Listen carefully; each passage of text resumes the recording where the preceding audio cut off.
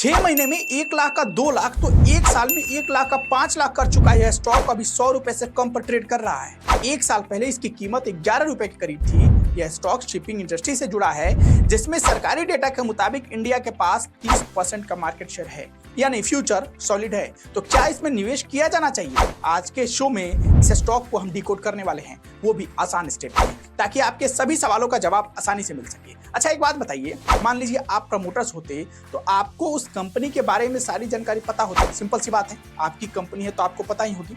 तो आप उसमें अपनी हिस्सेदारी कब बढ़ाती? मतलब अगर आप पहले से 60% हिस्सेदारी के साथ उसमें मालिक हैं तो 62 या 65 आप कब करते हैं? नॉर्मली 2 कंडीशन में ही कोई भी करता। पहला, जब कंपनी लगातार ग्रो करने लगे, प्रॉफिट आने लगे, और दूसरा, उसके ऊपर जो कर्ज है वो लगातार कम होने लगे।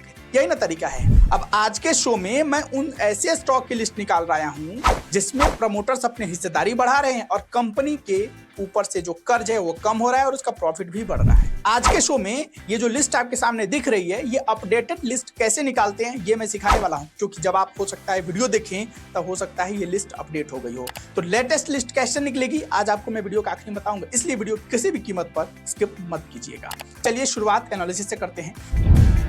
कंपनी का नाम है एसआर शिपिंग लिमिटेड, जो एसआर ग्रुप के अंदर आती है, जिसका presence energy, infrastructure, metal and mining, technology और रिटेल में है।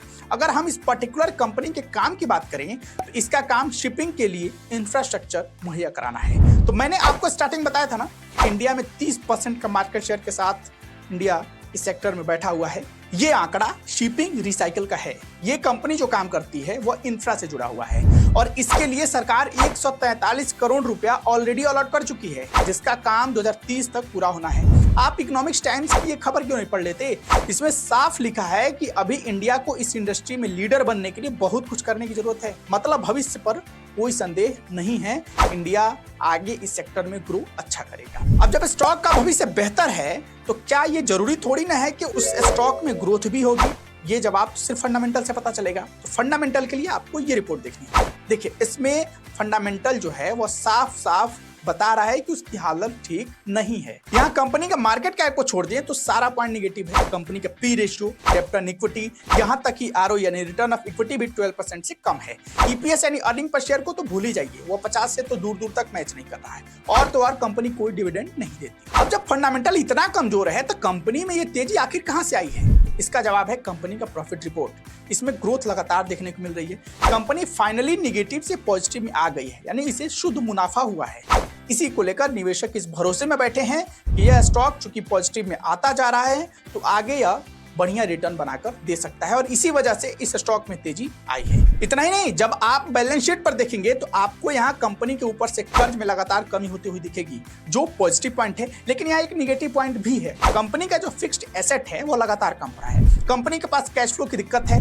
एक सबसे जरूरी पॉइंट कि कंपनी के जो प्रमोटर्स हैं वो पिछले 4 क्वार्टर से शांत बैठे हैं, यानी कोई भी बिकवाली या खरीदारी नहीं कर रहे हैं, यानी वह कंपनी के ग्रोथ पर भरोसा करके बैठे हुए हैं। लेकिन कंपनी के ऊपर से विदेशी निवेशकों का भरोसा थोड़ा सा कम हुआ है। मार्च 2024 की तुलना में जून 2024 में थोड़ी सी बिकवाली देखी गई है।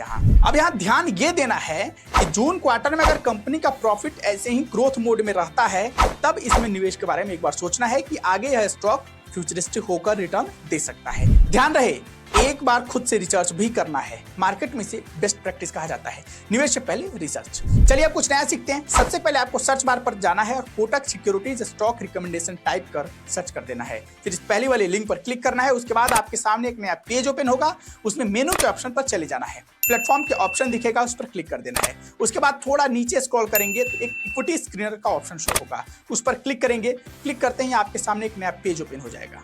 फिर थोड़ा और नीचे बढ़ेंगे तो एक ऑप्शन मिलेगा, उस पर लिखा होगा high growth stock with promoters increasing share holding.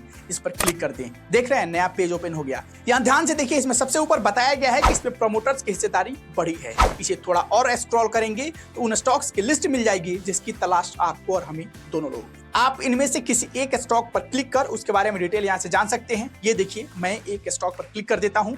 ये आपके सामने कंपनी का मार्केट कैप से लेकर बाकी सारा डिटेल आ गया। यहाँ इसका नेट प्रॉफिट 81% बढ़ा है।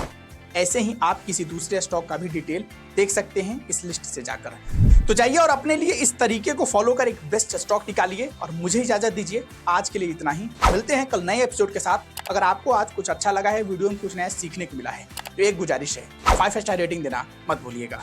धन्यवाद।